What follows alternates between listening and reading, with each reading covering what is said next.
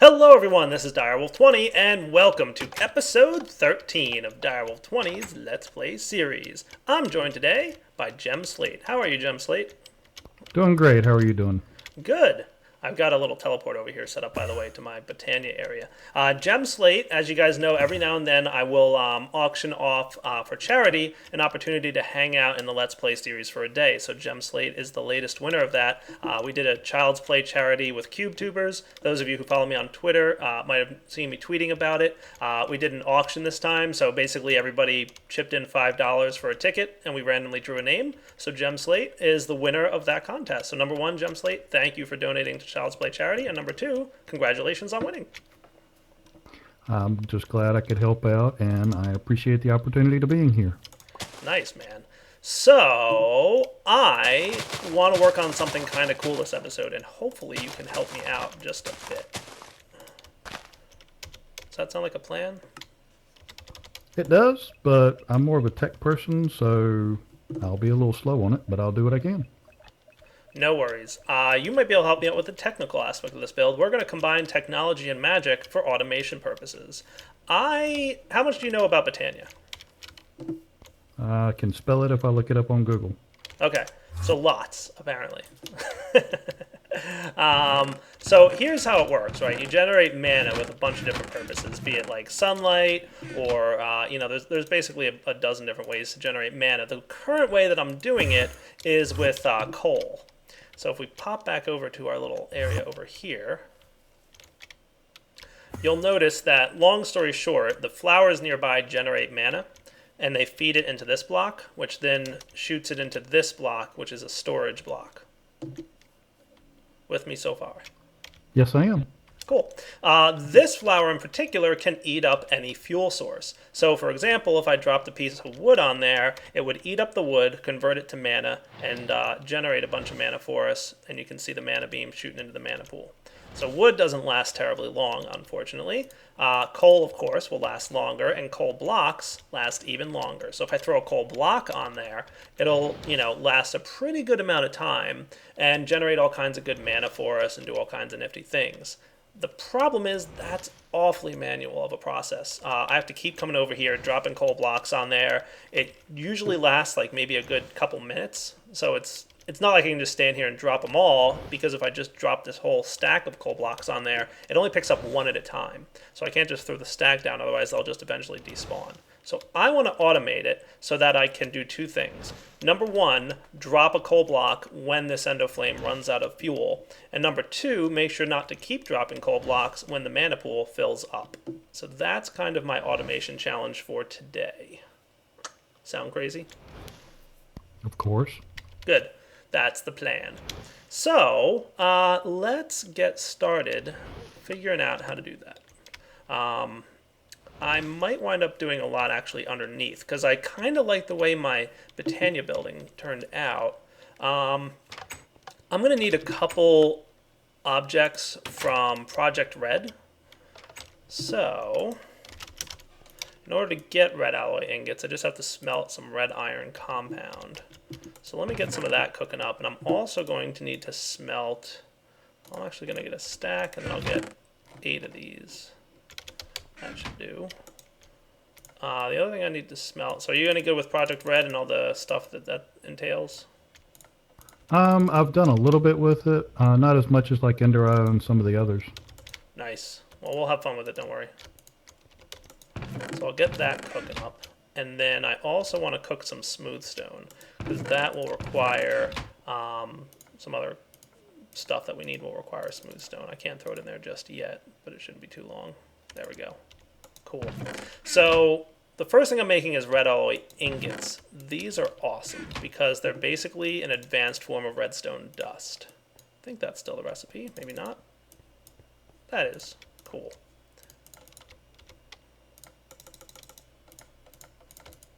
So I'm just going to make a few levers. Here we go.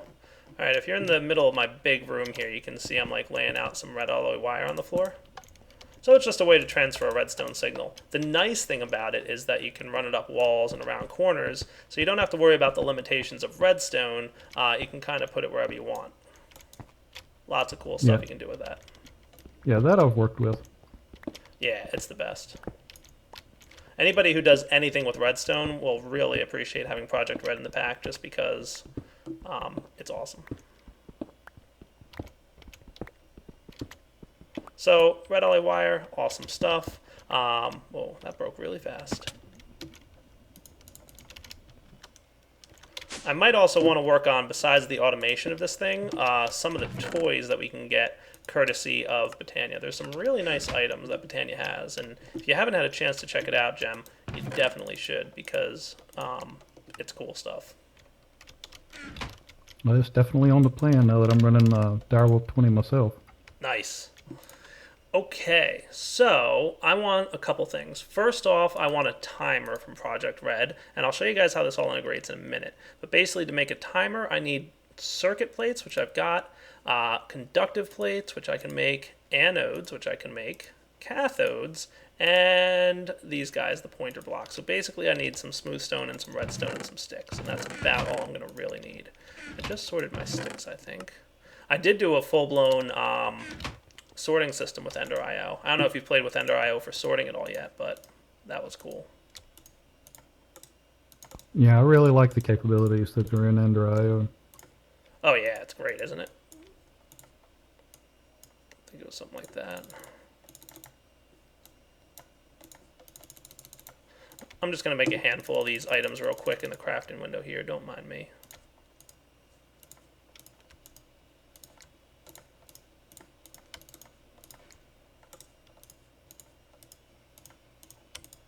That should be about all I need.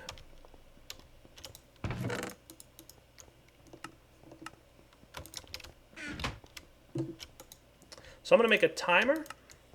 I only need one of them, I think.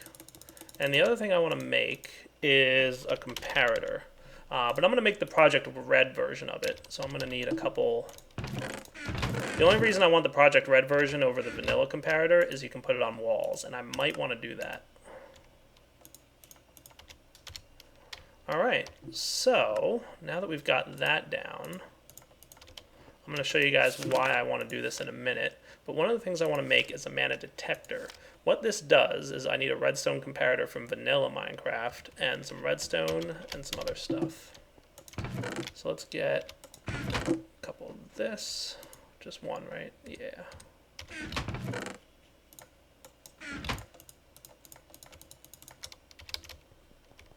This should wind up being a pretty fun build, I think. Alright, buddy, you ready to follow me? I'm on it. Alright. So the first thing I'm going to place down is the mana detector from Botania. And I thought that would be good. Living rock, comparator. Maybe I have to do this. Oh, you know what? I forgot redstone. I used up the last of it making the... I'll be right back.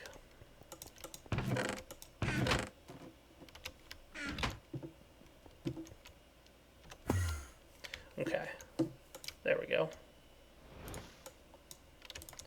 So the mana detector here will, every time a mana pulse goes through the mana spreader, it'll not affect the pulse in any way. It'll still shoot through the block. Normally, a block in between a spreader and a mana pool would prevent the mana pulse from shooting through it. This time, it'll be allowed to go through, and it'll emit a redstone pulse every time that happens. Okay. What I want to do in conjunction with that is place down the timer that I made. The timer, here, let me place down right there. You're standing where I want to be. Thank you, buddy. Will spin around every so many seconds, and I'm going to make it like 10 seconds, for example. And it'll emit a redstone signal every 10 seconds. So you'll see here, it'll emit a redstone signal. Now the trick with the timer is, if there's a redstone signal that goes into the back of the timer, it'll reset the timer. So watch this. Every time a pulse occurs, watch what happens. See how the timer is being reset? That's cool. So it'll never actually trigger a redstone signal because the detector block is detecting a mana blast shooting through it. Pretty neat. That works. Right. So the plan then, guys, is we're going to use this feature of timers, the mana detector, and red alloy wire to make it so that I can detect when there's no mana blast shooting from the spreader to the detector. Basically, the only time a redstone signal will come out on this side of the block is when there's no mana burst shooting through, aka there's no endoflame action going on. So once this thing runs out of fuel, 10 seconds later, the timer will be allowed to tick, it'll emit a redstone signal, and I'm going to use that redstone signal to trigger a block of coal dropping onto the endoflame. Does that sound like a neat plan? Yes, it does. Oh man, you stole my bed. Alright, so I need to get ready to do some wiring. I want to keep this nifty building that I made because I'm pretty proud of it. So hopefully, I can make this as, functional as possible. So I'm going to make this as underground as possible. The only other feature I want to do is I made the comparator. So what this does is the comparator will emit a redstone signal, and I'm hoping the vanilla one works. Let's see. I might need a redstone dust to see this because it might be less obvious with alloy wire. But the vanilla comparator, at least, and hopefully the Project Red comparator as well, will emit a redstone signal relative to how full the mana pool is. So if it's very full, it'll be like 15 strength, and here you can see it's a power of 1. So it's a very weak signal coming out of the mana pool because it has just a little bit of mana in it. But basically, I'm going to use this to detect when the mana pool is either full or almost full, and when that's the case, I don't have to worry about the fuel dropping onto the endoflame, because when it's full, there won't be any mana pulse going from the spreader to the mana pool, so it would just start dropping coal over and over again because it would never be pulsing. Good plan? So you're going to set it up so that whenever the mana pool is full, it keeps the timer from turning. You got it. I'll basically have a steady redstone signal applied to the back of the timer, because every time the timer receives a redstone signal, it'll reset, but if it has a steady signal, it'll just stop running at all, and it won't output anything at all. Cool. So the detector here will basically make it so that it resets. So if we set it back to like 10 seconds or 12 seconds, whatever, every time the detector goes, it'll reset it. But then the comparator's job, which I'll place down here, and right now it's only going to go with a very small fuel source, but you'll see that because the comparator is emitting a signal, it's not running at all. Okay, that works. Yeah, pretty neat. So this should be easy to automate, honestly. I just need to hide all the wiring as best as I can. So how about we take a break? We'll come back in a second when we're ready to figure out where I want all this to run, because I need to stretch out the redstone signal a little bit so that a strength of 15 is the only one that's going to stop this from running, or something along those lines. And we'll be back in a minute, me and Gem Slate. Alright guys, Gem Slate and I have returned, and Gem, have you played at all with the, probably not, since you haven't done much with Botania, you said. I don't remember where my Botania stuff is. I have to organize my inventory a little better apparently, because I don't know where it is. Oh, you know what? I left it back at the, I'll be right back. Have you played at all with the open crate from Botania? No, I have not. Oh, it's cool stuff. I will demonstrate it to you. You know how a dropper works in vanilla Minecraft? Yes, I do. Do you know what makes a dropper in vanilla Minecraft terrible?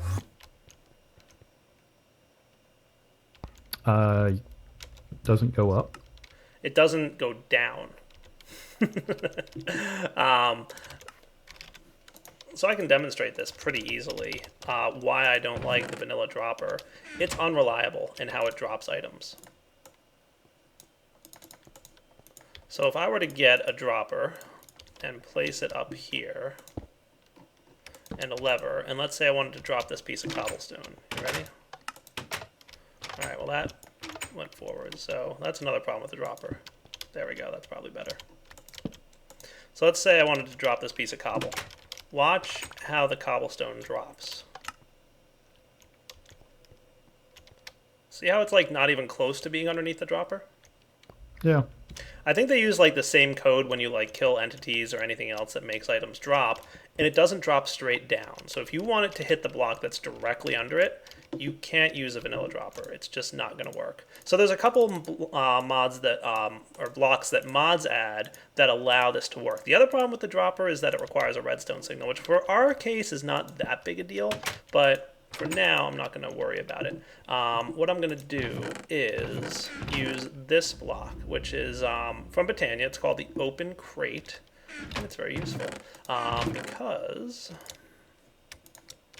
I'm going to need more wood.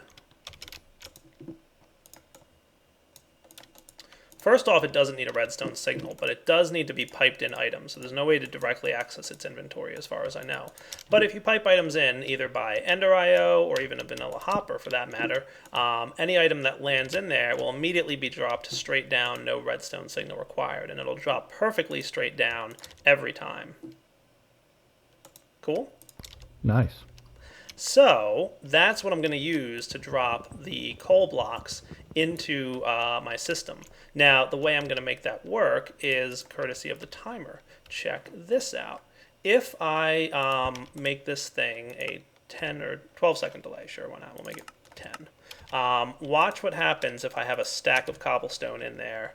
Oh, wait. I need a NOT gate. I forgot. I need to apply a redstone signal to this thing. Let me get a NOT gate. So that should be easy to make. I randomly decided this is where I'm keeping these things now.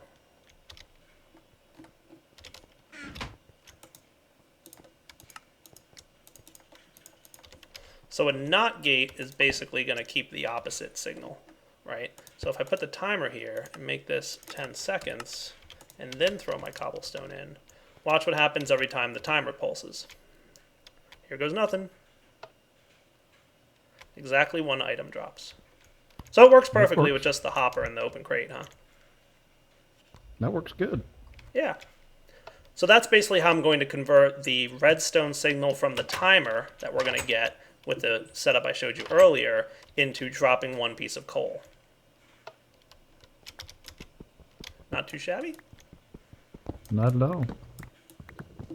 So I've got this stuff. I would like to take a nap real quick because this has been a long day of automation already. And would you like to assist me in running some alloy wiring and making cool stuff? Certainly. Okay. So the first thing I'm going to set up is probably down here. I'm going to dig down a little bit so we have easier access to what we're working on. You can see I've already set up the comparator there, right? So this will probably want to have... Do you have any redstone on you by chance? Not regular. All right, I'll get some of that too, because we'll probably need just a handful of that. Half a stack should do, and I'll throw into my junk chest the vanilla dropper. I should just put that in the trash. Alright, so I'll put a redstone signal here. There you go. And, well, basically I'm going to have it be regular old redstone because red alloy wire won't lose its, it won't lose any strength at all. I got you. Cool. So the timer here is what's going to come off of this guy. But you notice how the output is facing up? If you mouse over it, Whale, it tells you where the outputs and inputs are. Right. So what you want to make is a screwdriver from Project Red, and that will allow you to rotate the timer by right-clicking on it. Fancy? So I'm probably going to want to set this delay to something like 10 seconds. And then over here, I'm going to want to set up, probably right up here is the open crate. And maybe I want it one level lower because I think above it is a block. So if we put like the open crate there and the hopper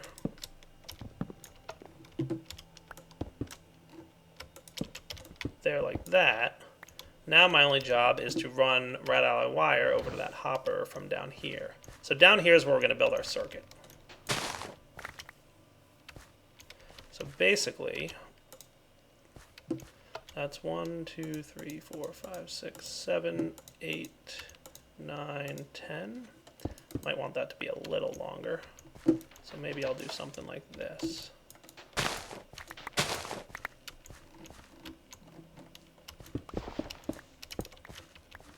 So that's signal 1, 2, 3, 4, 5, 6, 7, 8, 9, 10, 11, 12, 13, 14.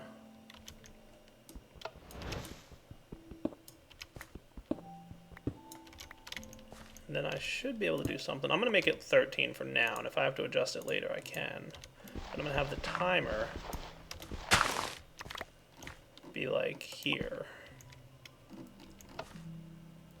And if you can do me a favor, run some red alloy wire from that mana detector into the back of the timer for me.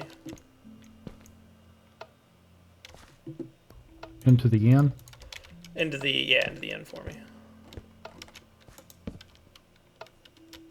Cool. So if this thing's solid, it stops. Nice. So that's a redstone power of 5 right there. Let's shorten that up just a little bit. I'm gonna bump it out one more bit of length here.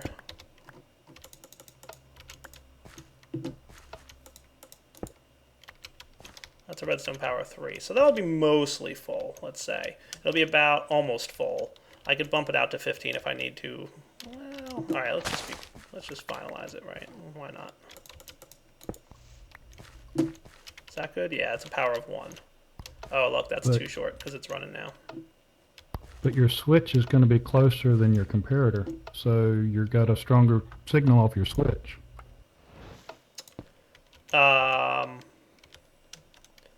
Let's see. What's that?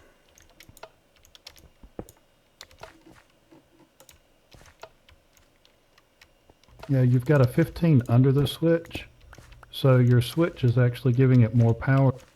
Oh, you're right. I have a 15 under the switch. Good catch. You are correct, sir. I thought that wasn't going to need to be that long.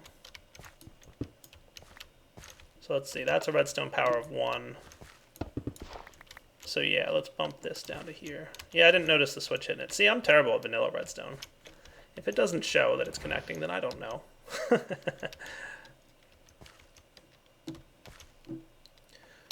I mean, if I really wanted this to be perfect, I could do something like...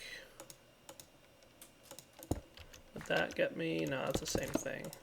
See, I'm no good at making vanilla redstone work well. I'll just stick with this for now and maybe tweak it later.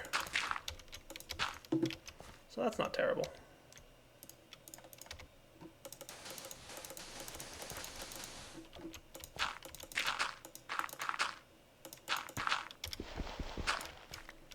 Okay.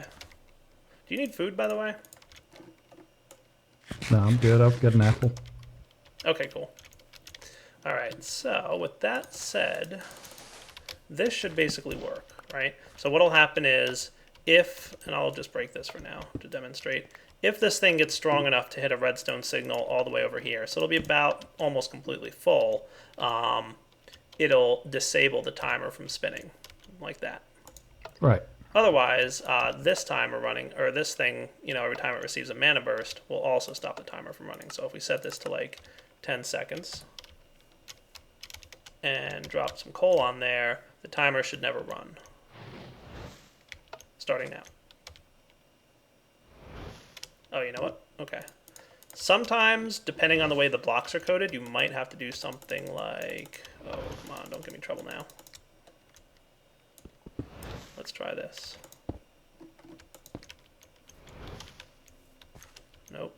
It's giving a weak redstone signal, so that's not good.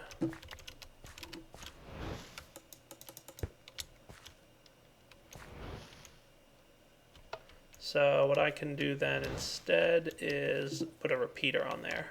Repeater should work. So let me make one of those real quick.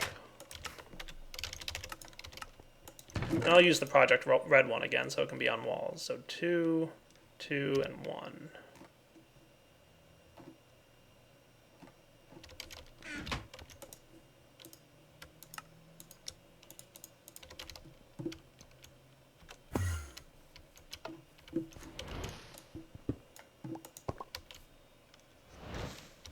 And there we go, and out. That might be better. Now we're talking. Cool. Cool.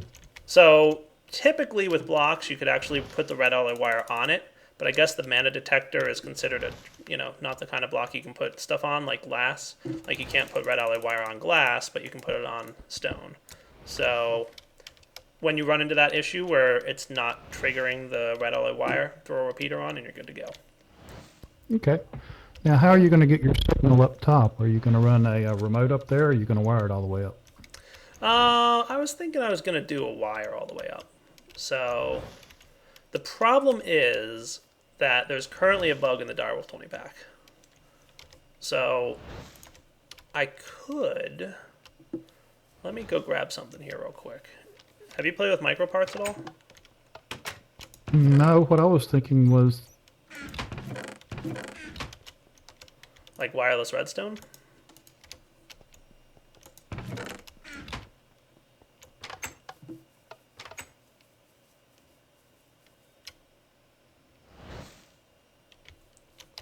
Let me try and get... What were you thinking? You cut out there. the CBE wireless transmitter and receiver. Oh, yeah. Yeah, so wireless redstone. I don't know if I really have enough stuff for that right now. That requires ender pearls, and I don't think I have what I need for that.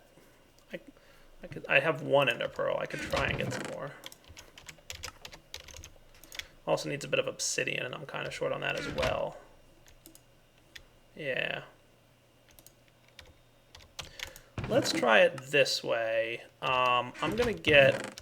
What I would love to be able to do is do this the proper way, but unfortunately, like I said, there's a bug right now. So I'm going to have to do this the weird way. It's not going to look great, but when the Direwolf 20 pack updates, the bug will be fixed, and it'll look better then, I promise. So I'm going to make a saw.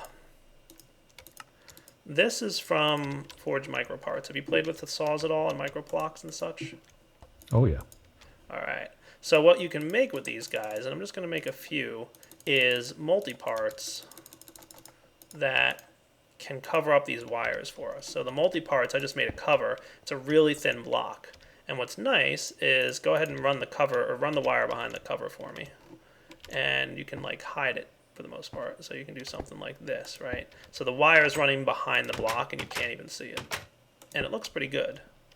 Unfortunately, there's a bug where it's a config setting that we have to change in the pack, and it was supposed to be in there for release, but something happened with the configs and it didn't go through correctly. So you can't use chisel blocks with microparts. So the next version of the Direwolf 20 pack, which will probably be out by the time this video goes live, version 1.02, should have that config change. So once that goes live and I get it, I'll make sure to replace what I'm about to do with chisel blocks so that the place looks cool. But for now, unfortunately, I'm going to have to do this a not so awesome way.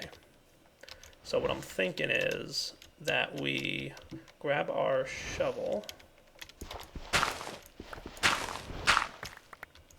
You know what I could probably do?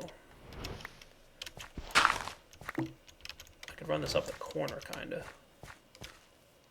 That would be mostly hard to see. It would be visible more so from the outside than the inside. So let's see, I think it's right about here that I need to hit. So basically,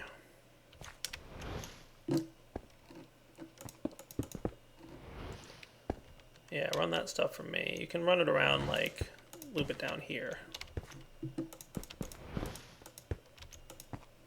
There we go. So let's see if that pulse actually triggers the coal to drop. And what I'm going to do is I'm going to replace what we have in there right now. Instead of coal blocks, I'm going to use wood blocks so that it burns up a lot faster. And this will be easier to demonstrate with. I don't need that thing. Already having inventory issues. It's episode 13, Gem Slate, and I'm having inventory issues already, if you can believe that. I can. Okay. Oh, right, I forgot my NOT gate. Let's get the NOT gate placed down.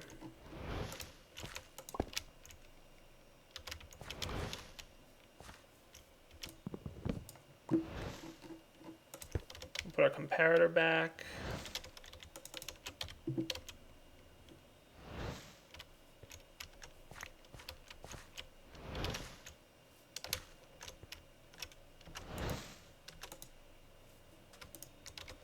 There we go. So that's preventing the thing to drop. So what we can do now is use these covers. And unfortunately, like I said, we don't have access to covers that are from Chisel, but that will be going into the pack probably super duper soon. So next version of the pack, I'll be able to fix this so that you won't even know that there's wiring running there. By the way, be careful. There we go. That's better. Not to cut off the wiring. All right, so that doesn't look terrible-ish. Looks good from my house. Yeah, not too bad. So how are we for oak wood planks here? So we'll see what happens. So that thing's pulsing. It resets the timer. Looks like the endo thing is not working anymore. So watch. When it pulses, it drops the wood down. The wood starts getting picked up and burned. And then it starts doing mana pulses. And it resets the timer. And it won't allow it to drop another piece of wood until the endo flame runs out of fuel. That is cool. It's actually working. You sound surprised. Well, you know, I surprise myself sometimes. So the only thing that will occasionally throw this off, and this is super minor and unimportant, but the day blooms will occasionally generate a mana burst. But that'll only cause a delay of 10 seconds. So that's really not a concern for me. Overall, I kind of feel like this works. And what I could do, if I really wanted to be crazy, is maybe get it to drop 2 blocks at a time, but we'll deal with that later. I could probably use a repeater to increase the tick delay and have it drop 2 blocks, and I could have like 2 endo flames there, or 3 or 4, like something like that. It would be worth trying. It's actually Or you working could use really well. multiple droppers. What's that? Or you could just set it up to where you're dropping from more than one location. That's true too. You're correct. So I should be able to now cover everything up here and everything will continue to work. So that was the plan, at least. Look at that. You would never know that we have all this crazy wiring in here. And that's kind of the goal. I like to have stuff look nice. And here, look, I'll even fancy it up a little bit more for us. Come on, watering can. Spread the grass. Hooray!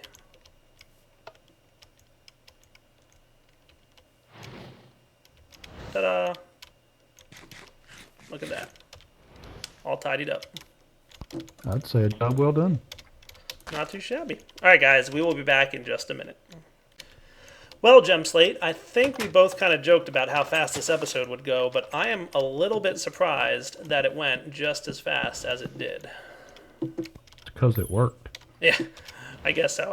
I did test it a little bit in a single-player world to make sure that everything would be mostly functional. I usually do that. Like, I'll spend a minute or two in a single-player world, make sure it's behaving like I expect it to, and then, you know, we're good to go. So I want to make one more thing, because you said that you haven't really played with Botania all that much, and I want to demonstrate one of the items that should encourage you to at least play with Botania. Come on out here, sir.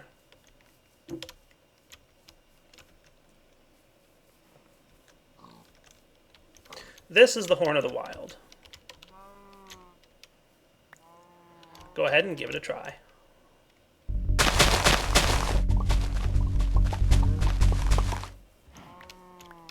Oh, that is cool. Right?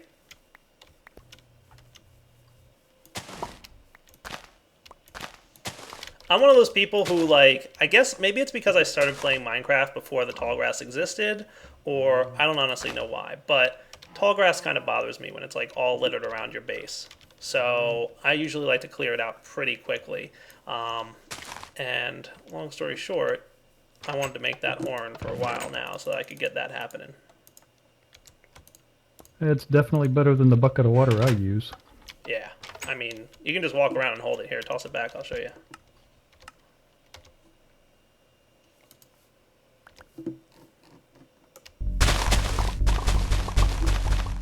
Oh, it's the greatest.